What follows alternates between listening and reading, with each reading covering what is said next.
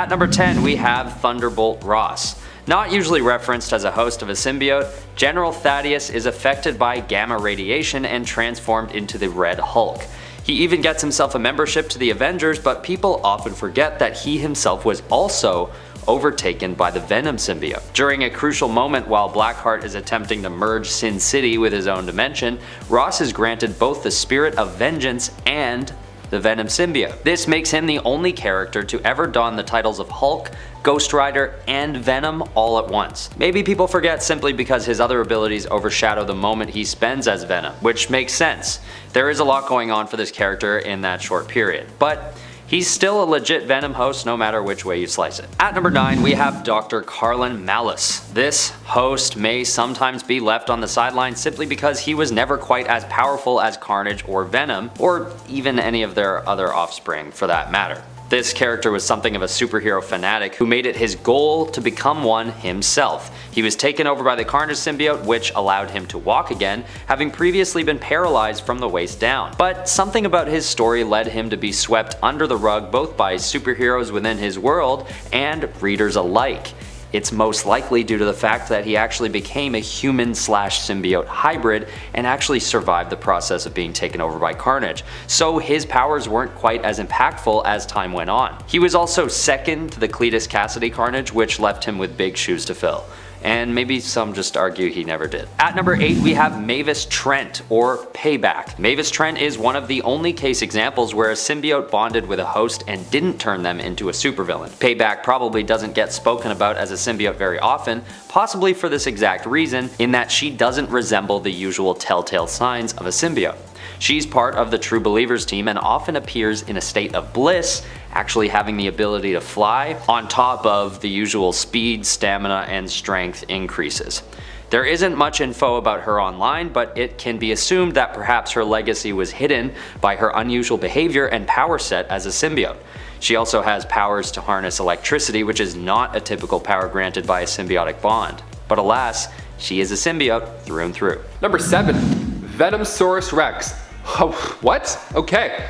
A Venomsaurus Rex can be seen in the pages of Old Man Logan, and while it's a spectacle on its own and really doesn't need any more explaining to be cool, I'm going to explain it a bit more, because it's cool. Old Man Hawkeye actually gave us a little bit more of a backstory for this goopy nightmare in issue 6. So we see the T-Rex before its alternate version is born, just a regular scary old T-Rex. Now, it swallows Venom, and for a hot moment, the daring duo believe they've actually gotten off the hook. Imagine if the Venom symbiote bonded with one of those long neck dinosaur boys. Honestly, I think any dinosaur would be terrifying, but the T-Rex, I'm shook. Number 6, Clint Barton. So while Clint may have evaded the symbiote's grasp in Old Man Hawkeye, he wasn't too lucky in the alternate reality of Earth 32323. Beginning with Civil War Volume 2, Issue 2, Clint Barton came into contact with it right after the death of Mac Gargan. After that, Venom Clint was recruited by Peter Parker in order to infiltrate the Iron, Tony's war zone following the superhuman Civil War, in order to steal supplies for Beast to finish his weapon for Project Bellcurve. So he agreed, but upon landing, the group was attacked by Stark Sentinels, and Elektra lost her life. So far, this mission was a rocky one, but anytime Venom's involved, it's at least going to be dangerous, or else, what's the point of reading it? Number 5, Demon. Great name. Coming in hot from Earth 5101, Pavitar Prabhakar made his first appearance in Spider-Man India issue 1. Pavitar moved to Mumbai with his Aunt Maya and his Uncle Bim to continue studying. He got half a scholarship and was determined to keep the success going. His best and only friend for that matter, MJ, Mira Jane, stood by his side. He got his powers through an ancient ritual, which I gotta say, I think that's way cooler than a spider just going on the hand. Nalin Oberoi, a crime lord of this alternate reality, used an amulet to get himself possessed by a demon. That demon was determined to hold the door open for other demonic forces afterwards. So Pavitar, while being chased by bullies, ran into an ancient yogi who then gave him the powers of a spider. Which sounds great, but when you find out that in this reality's Venom is a century-old demon stuck in an amulet, you get a little nervous for him. Demon Venom was freed by a cult called the Neo-Alvers, and once he was free, nearby towns were just obliterated. You had to set the name Demon, I'm not gonna lie. Number 4, Aaliyah Bell. Making her first appearance in Venom 2099 issue 1, Aaliyah Bell was injured in a crash, the same crash that ended her mother's life, sadly. Now, these origin stories are so tragic. It's like you know what's gonna happen, yet you're still thrown off when you read it. She was raised by her father, Theo Bell, and Aaliyah was having a hard time at school. Some students were bullying her because of her scars on her arm. Those kids are jerks. Don't be like those kids. It's rule number 1. Aaliyah was selected to go under this experimental treatment developed by Alchemax scientist Dr. Russell. But during this treatment, she saw these visions of an ancient dark god. And all these humans bonded together to create this massive chunk of pure darkness. She wasn't having a pleasant go, but her arm, on the other hand, was now back to normal. So she at least felt a bit better in some way. But while a confrontation unfolded with this mean punk rock wannabe chick in school named Bether, a black tendril reached out of her hand and cut off the Alchemax monitoring bracelet. And that was just the beginning. You gotta be better, Bether. Stop bullying people. Number 3, Ben Grimm. Fresh out of Earth 51838, making his first haunting appearance in Peter Parker, The Spectacular Spider-Man issue 304, Ben Grimm became the head guard of a prison for superhumans, of course under the commands of President Harry Osborn. Okay. While there, that's when he came into contact with the symbiote and became this monstrosity. While the Resistance broke in the prison to break out Dr. Doom, they had to now go head to head with this Venom thing, literally Venom thing.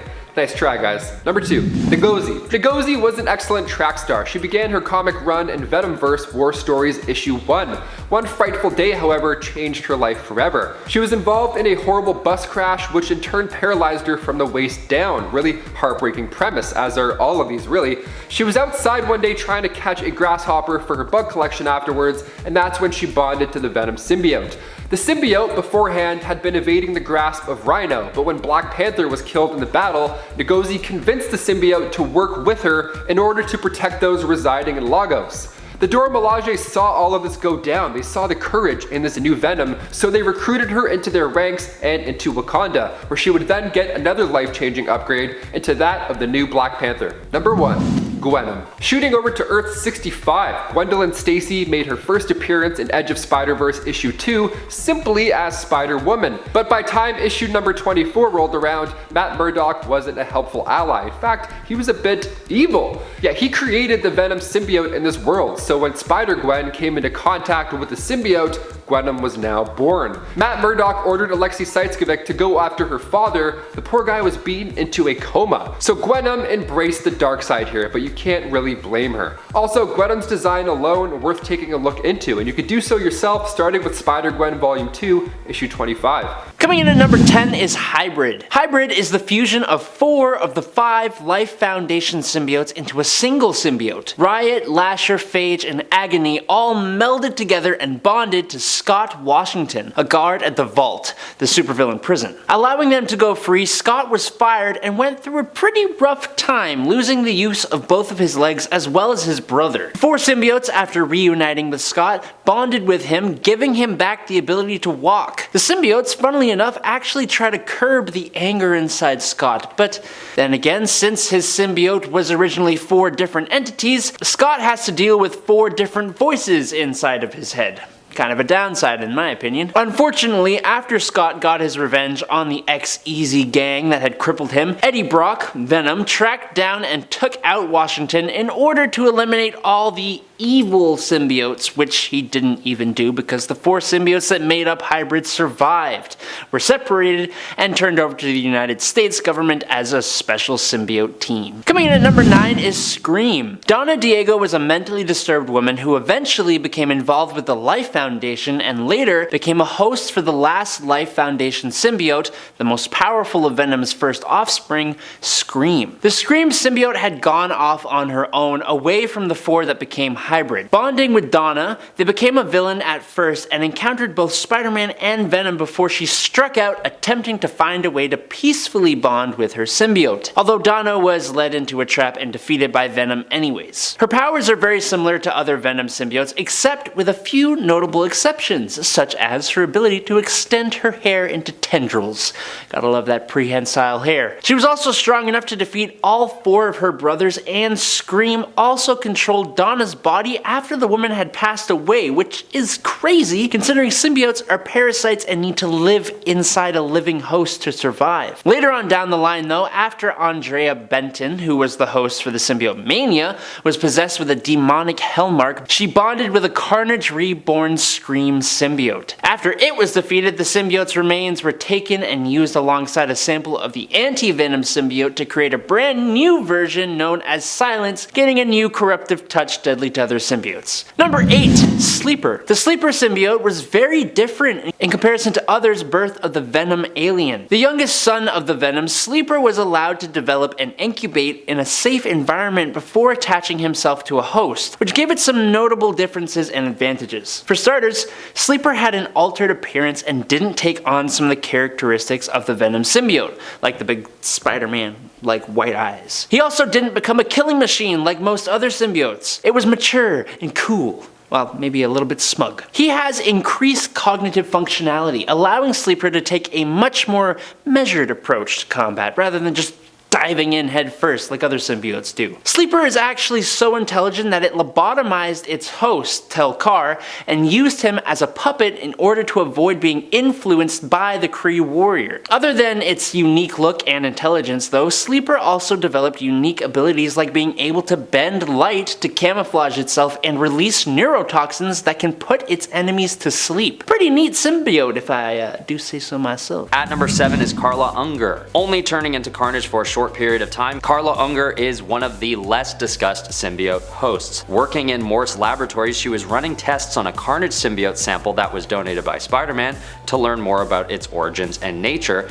And as we already know, symbiotes often respond very actively to hatred or resentment, so when Carla receives a call from her abusive husband, the tissue sample jumps up and enters her body through her left eye, because she gets all enraged. When she arrives home, she is taken over by Carnage entirely and kills the abusive husband, Will. Then, this version of Carnage goes off and attacks Morse Labs before abandoning Carla at a gasoline station outside of the city. And then, when Carnage quickly finds another host, it turns right back around and kills Carla. Perhaps this is one of the lesser known hosts because she is killed pretty quickly after being introduced, but she was cool enough while she lasted. At number 6, we have Groot. As much as people may know this happened, nobody really considers Groot as part of the list of symbiote hosts.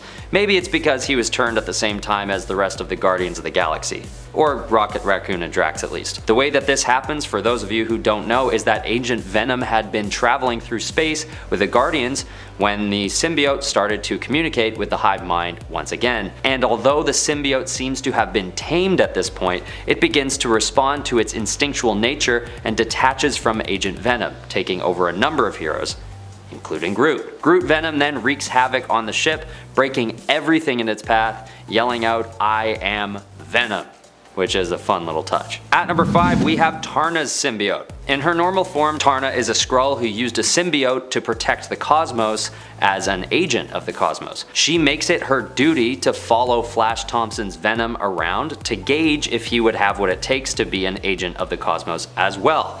But something goes wrong during a confrontation with Flash and Tarna is seemingly killed. Quite easily too. She eventually returns and is then taken over by one of Null's symbiotes. So if we're gonna count this second instance as her most notable time bonded with a symbiote, it is a pretty minor event, much like the encounter with Flash Thompson. Nothing against the character, Tarna is great, but her time as a symbiote might be left out of some conversations because her usual symbiotic form was with one of her own unnamed symbiotes. And then further because her time with one of Null's symbiotes was so brief. But there's no doubt that she's considered a symbiote host regardless. At number 4 is Dr. Octopus. During the events of Superior Spider-Man, Dr. Octopus becomes infected by Venom after a confrontation with Flash Thompson. This iteration of Venom is so cool and actually quite powerful, having contended and arguably beaten Superior Spider-Man in their most notable encounter of the storyline. He also faces off against and actually contends with the Avengers, although they luckily are able to subdue him and take him into custody after the fight. I'm not going to say that Doc Ock is forgotten as one of the Venom hosts, but he definitely isn't referenced enough considering his pretty impressive run with the symbiote, and the naturally cool look of the creature, not to mention. At number 3 is Angelo Fortunato. This symbiote host is often forgotten because of his short and rather insignificant run with the Venom symbiote. After Eddie Brock sells off Venom at an auction, which I think is just an insane thing to do, but I digress, and basically Angelo's father buys it, his goal is to make something of his son, who had always been ridiculed by his peers. When Angelo pairs with Venom, he immediately loses control and attacks the school where Peter Parker works as a teacher, and he even kills a former classmate of Peter Parker in the process. But Spider-Man fights back and beats him pretty badly, leaving Venom to retreat. But as they're leaping off the side of the building, Venom actually abandons Angelo right there and then, deeming him too cowardly to be able to take on the Venom symbiote. This actually causes a lot of guilt for Eddie Brock, understandably. Despite this story being pretty action-packed, it's also short-lived and Angelo is often forgotten as a result. It could also be due to the fact that he was a bit overshadowed by Eddie and ultimately Venom's next host after him. At number 2 is Wolverine. Wolverine is often forgotten as a host of Venom because the symbiote doesn't stay with him for long, quickly switching over to Patricia Robertson immediately after. But Wolverine's quick stint with Venom in Canada was actually the second time he'd been bonded with a symbiote. The other time was during the Vietnam War when Wolverine was working alongside Nick Fury to track down a group of infected soldiers. These two instances are small footnotes in the grand storyline of the Venom symbiote, but they are legitimate nonetheless. Wolverine has just been around for so long that maybe we're all just used to him having epic run-ins like these at this point.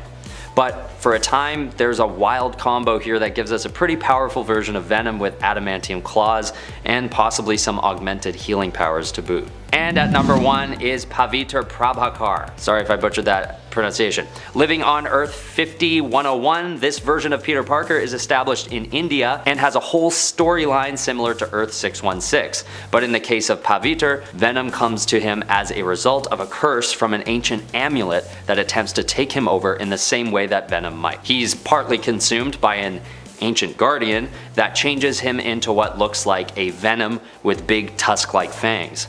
But soon after, he's able to shatter the amulet and banish this Venom-like monster for good. This character is barely ever acknowledged when listing symbiote hosts, and it may just be due to his storyline not being so popular, at least with Western audiences. Although if you love this storyline, I'm sorry. I know there are also fans out there.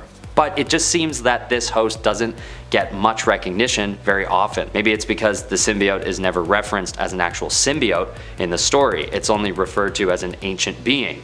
So maybe people just don't consider it to count as a version of Venom? I think it counts though. I think it's just Venom. They're just in a different storyline. Let me know what you think. Kicking off the list at number 10, Venom. Now, of course, we gotta start with one of the more well-known symbiotes, making his first appearance in the Amazing Spider-Man 252 as a black suit and nothing more, but it wasn't until issue 299 when he made his Venom debut. Venom was initially attached to Peter Parker, aka Spider-Man, and before that, it even bonded with Deadpool briefly. He's an anti-hero, and he got the spotlight with Tom Hardy playing Eddie Brock in their solo adventure film. So once Spider-Man released the symbiote and it bonded to Eddie, he became stronger. He got unlimited webbing and regeneration. He got all that good stuff, and Spider-Man just called him out. And he realized that this suit is alive. So after Eddie Brock got fired, after Spider-Man called him out, Eddie was of course eager for revenge, so he eventually bonded with the symbiote at the Bell Tower, and naturally they both wanted to go after Peter Parker in their own ways. In an early issue, he gets Peter with this sticky trap, kind of like a saw trap, where he webs him up against the bell, and then he waits for the hammer to hit the bell where his head is. So it's kind of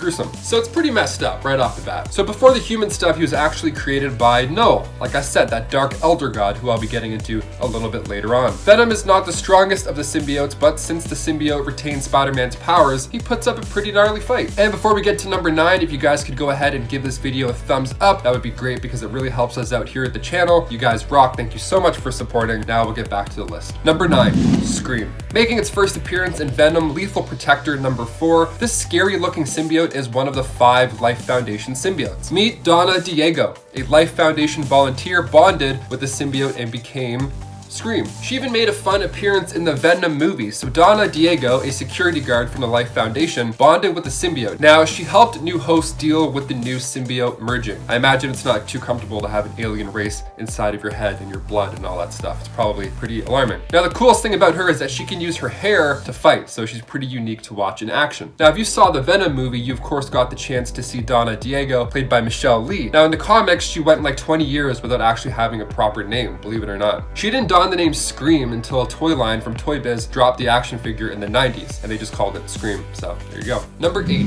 Carnage. What do you get when you mix a mentally unstable serial killer with the offspring of the Venom symbiote? Well, you get a mess. You get a very, very big mess. Carnage, making its first appearance in the Amazing Spider-Man issue number 360. Carnage is a symbiote that is the offspring of Venom, so its host is none other than Cletus Cassidy. Cletus was sharing the same prison cell as Eddie Brock in the Amazing Spider-Man issue 344. So while Cletus was planning on stabbing Eddie Brock, the Venom symbiote comes out to the rescue. And after Brock is reunited with the Venom symbiote and breaks out, a piece of that symbiotic material attaches itself to Cletus, becoming Carnage. Carnage is terrifying. I'm actually really looking forward to seeing him in the Venom sequel. He's played by Woody Harrelson. It's going to be so loud and so gory. Hopefully it's rated R. Hopefully. If Marvel learns anything, it's that some stories need to be rated R. Number 7, Carnage. Carnage is the first major offspring of Venom, and he is literally insane. Being a red symbiote, Carnage is quite a bit more volatile than others of his already violent race. He is unpredictable and possibly even stronger than Venom in terms of raw power, but he becomes even crazier after bonding with serial killer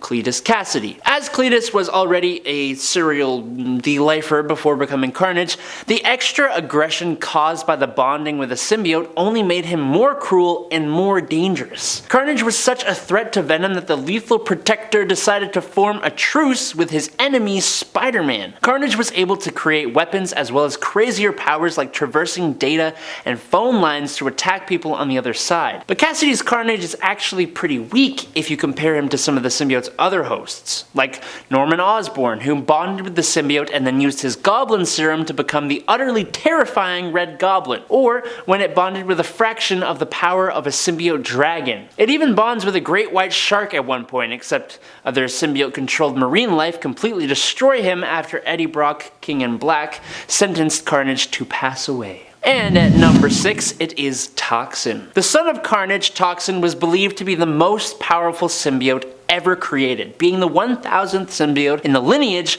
of Venom, with Venom being the 998th and Carnage being the 999th. The raw power of Toxin was so great that he was feared even by the King in Black Null, creator and leader of the symbiotes. Carnage became aware that he was pregnant with a new symbiote. However, even before the birth, he felt only disgust for his future newborn, for fear that it would become more powerful than him, but also because he was grossed out that, normally being a male, he could even be quote-unquote pregnant with a symbiote in the first place. I don't know, he's kind of weird. He therefore resolved to eliminate his offspring. Luckily for Toxin, Venom, who quickly learned the news, decided to protect the new symbiote and take him under his wing. So, trained by Venom and bonded with a New York City cop named Patrick Mulligan, Toxin's powers remained restrained and focused on doing purely good. His childlike personality prevented him from unleashing his full power, which is great because he has quite the power set. Toxin resists better heat and sound than other symbiotes. He can track anyone and has all the combined strengths of both Venom and Carnage. More recently, Toxin also developed a venomous bite, which is kind of null and void because his bite alone could probably take out anybody. Mulligan was eventually killed and his symbiote forcibly bonded to Eddie Brock before it found a new host named Bren Waters during the King in Black event. Number 5, Anti-Venom. The Anti-Venom symbiote was created when Venom bonded with Eddie Brock after the man was cured of cancer by Mr. Negative. So thanks to Mr. Negative's healing powers, Eddie's antibodies gave birth to a new kind of symbiote when Venom tried to rebond. Inverting the black and white of the original Venom symbiote, Anti-Venom is now mainly white instead of black. Nice! Oh, right, and he has different anti-symbiote powers. His touch is basically caustic to symbiotes and can destroy them with long enough exposure. Anti-Venom can cure people affected by things like radioactivity, parasites, diseases, and substances. He still has all the enhancements afforded by a symbiote. To make this symbiote even more impressive, Anti-Venom is resistant to heat and sound, the symbiote's most significant weaknesses. After Flash Thompson, Agent Venom, eventually lost the Venom symbiote, he bonded with an artificial replica of the Anti-Venom symbiote that he continues to use even after his death and recent resurrection. So I thought he was at least worth a mention here as well. Number 4. Bedlam. Following Dylan Brock's debut as the new Venom on Earth, and Eddie Brock taking on Null's former role as the Symbiote King in Black, Eddie was traveling the galaxy inhabiting different symbiote bodies when he arrived in the Garden of Time, being transported to the future. While there, he encountered other Kings in Black, with one in particular standing out. Bedlam, who was unstuck in time, was a giant symbiote powerhouse even compared to other Kings in Black throughout time. Bedlam is unfathomably strong and possesses some rather useful abilities to boot. Like Eddie himself, Bedlam is able to possess and control other symbiotes. He can also project his consciousness into the past and future, allowing him to give Brock a real run for his money. He bites off Brock's arm and is seemingly prepared to devour him completely, though he ends up fleeing after being distracted by Finnegan, which is another King in Black. So there's too many of them. Way too many. And number 3, it's Venom himself. Chronologically, in Marvel Comics, other symbiotes had come before, but Venom was the first to appear and the one that set the symbiotic ball rolling. After being rejected by Spider-Man, the alien Venom bonded to Eddie Brock, a disgraced reporter who also hated the Spid. The two became a lethal protector anti-hero. Venom is not the strongest of all symbiotes by any means, but he's certainly one of the most persevering. Venom has been tested against more dangerous symbiotes and always comes up on top because he's willing to sacrifice everything to keep the world a safer place. He's proved he can conquer the urges of his race and become a force for good. Because of his unbreakable spirit, Venom was recently powered up by the God of Light itself, allowing him to defeat Null once and for all, allowing Eddie Brock to become the new King in Black. As for the symbiote, Venom has recently bonded with Eddie's son, Dylan Brock, and they are both acting as a hero on Earth. Long before that, though, the Venom symbiote had also been taken by the United States government, sedated, and it was bonded to decorated soldier Eugene Flash Thompson. Thompson's training and great guy morals mixed with the neutered mind of the Venom symbiote gave him control over the alien suit. So he mixed the symbiote's capabilities with his weaponry to become Agent Venom, which was also technically Venom, so I'm including him here as well, just like up before. Number 2, Grendel. Grendel himself is a symbiote dragon, which is really cool. He was created billions of years ago by the Clintar or symbiote god Null, manifesting itself from his own blood. The symbiotic dragon, alongside others like him, rampaged across the cosmos for billions of years with the purpose of attacking and slaying pantheons of gods in Null's name. It was actually more like Null was remote controlling the dragons to do his bidding, but hey, tomato tomato. Grendel is considered far more powerful than a standard symbiote and is capable of annihilating godlike beings. Standard symbiote weaknesses to fire and sonic weaponry are not as threatening, and these dragons could actually breathe fire and shoot energy blasts. They are extremely fast, traveling through space at speeds similar to the Silver Surfer, and they're tough as nails. The Grendel could merge with other dragons and symbiotes to create a super large entity, making it even more dangerous. For a time, Carnage was in possession of a fragment of the Grendel symbiote and was able to create his own army, gain the powers of a spirit of vengeance, resurrect Scream and make her part of his army, and was powerful enough to warrant an entire team of A-list Avengers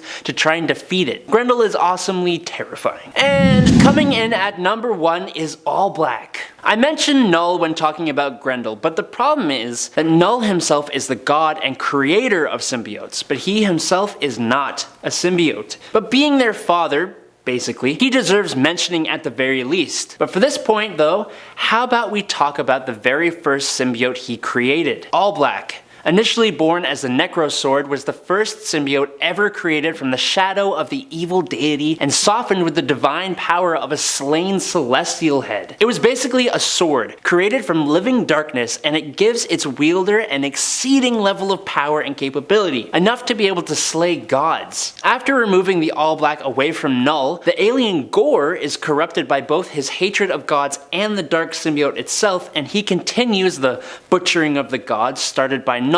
Now, long after Gore's defeat, in the King Thor timeline, King Thor uses it to stop Galactus from consuming the Earth, but then the All Black connects to Galactus, who becomes Galactus the World Butcher. So then when Ego the Living Planet arrives, the All Black goes to Ego and transforms him into the Ego the Necroplanet, who then eats Galactus. Very confusing. But then, the Ego is destroyed by this timeline's Loki, who takes the All Black Necrosword and becomes Loki the All Butcher. This sword needs to just, like, chill out for ever, please. It's too much. At number 10, we have Toxin. One of the only good symbiotes, Toxin is an offspring of Carnage and the 1000th symbiote of his lineage. He's one of the most powerful symbiotes by a long shot and is actually considered to be more powerful than Venom and Carnage combined. I think Toxin would be a perfect addition to the MCU because as it stands, Marvel movies haven't quite delved into the complexity of the story behind the symbiotes. And so far with the Venom series being what it is, it doesn't seem like Venom and his counterparts are being portrayed in the way that they deserve. I mean, they haven't even explored their origins with Null and the Hive, and that each and every symbiote has its own MO. Toxin is a powerful, good-natured symbiote that seems to have a mind of his own and would do a lot to help the one-note portrayal of symbiotes taking place right now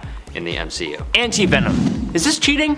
I don't think so. The Anti-Venom was more like a symbiote suit that didn't have its own consciousness and could be completely controlled by its host. Eddie Brock gained the ability to use/control this symbiote after he had separated from the Venom symbiote, which left traces of itself in his body. Martin Lee, otherwise known as Mr. Negative, used his powers to cure the cancer that Eddie had at the time, with the side effect of fusing the remnants of Venom with the negative powers and Eddie's white blood cells. But in the comics, this led to the new Anti-Venom symbiote emerging, that had a lot of the same symbiote powers that Eddie had with Venom, plus unique healing powers like producing antibodies that can cure any known disease and removing any other impurities within a human body, which apparently includes other symbiotes because it allowed Eddie Brock to completely reject Venom when he tried to rebond. I doubt we'd ever see this symbiote in the MCU, but it would definitely be cool. Scream. This symbiote is such a cool looking character with a great backstory. She's created when the Life Foundation decides they need to prepare their wealthy clients in the event of mutually assured destruction. Yes, this character comes about during the Cold War era when the world thought a nuclear holocaust was imminent. So what the Life Foundation decides to do is capture Venom and extract 5 seeds from the symbiote to be hatched into offspring. It appears that the plan is to control whatever symbiotes hatch and try and harness their power to build a superhuman police force for their dystopian future that they plan to make after the Cold War.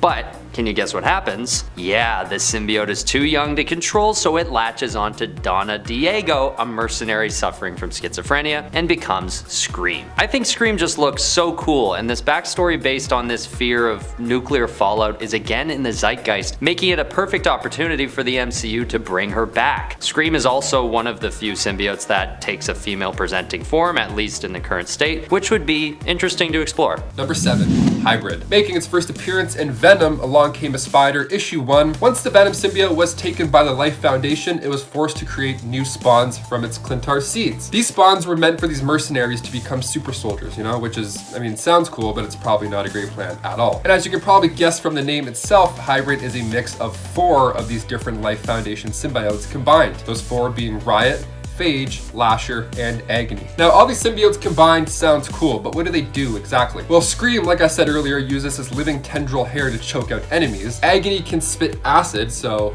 cool. And Lasher uses tentacles coming out of his back, and Phage forms blade-like weapons, so that's Quite a combo already. Scott Washington, a guard at the supervillain prison The Vault, watched as the 4 symbiotes escaped their containment, and they all temporarily bonded with him. What a shift. So after the symbiotes fused with Scott, not only did he regain his ability to walk, but he also discovered that they were not really a threat and that they were in fact in a lot of pain during their experiments. So Scott listened to his heart and the symbiotes and set them free. Now it's important to note that Scott Washington actually has a lot of anger inside himself. While normally the symbiotes would encourage the host to commit these crimes and lash out, Hybrid kind of did the opposite. Strong, but nice. Number 6, Anti-Venom. Also an anti-hero. This non-sentient symbiote made its first appearance in the Amazing Spider-Man issue 569. Anti-Venom was born at the Feast Center in New York City. So in the New Ways to Die story, Eddie Brock and the Venom symbiote have actually parted ways, and Eddie Brock has cancer, so it's looking not great for Eddie right now. So in comes Martin Lee to save the day, and bam, cures the big C. But in doing so, he infused trace amounts of the leftover Venom symbiote